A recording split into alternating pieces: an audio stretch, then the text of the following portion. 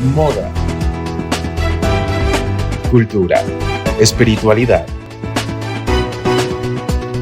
Fabric TV presenta en Fabric News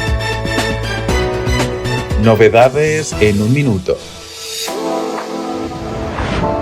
La Met Gala, uno de los eventos más destacados en el mundo de la moda, se celebró en el Museo Metropolitano de Nueva York, rindiendo homenaje al fallecido diseñador Karl Lagerfeld. Una de las mayores sorpresas de la noche fue el actor y cantante de 30 Seconds to Mars, Jared Leto. Apareció en la alfombra roja con un disfraz de gato blanco con ojos azules, convirtiéndose rápidamente en tendencia en redes sociales. La razón de su elección, Leto quiso rendir homenaje a Lagerfeld y a su adorada gata Choupette, una sagrado de Birmania conocida por su hermoso pelaje y grandes ojos azules. Varias celebridades desfilaron por la alfombra roja con diseños inspirados en Lagerfeld, marcando tendencia en el mundo de la moda.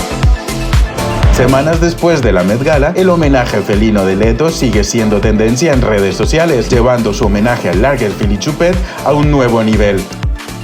Sin duda, estamos ante una de las declaraciones de moda más memorables de este año. En Fabric News, novedades en un minuto.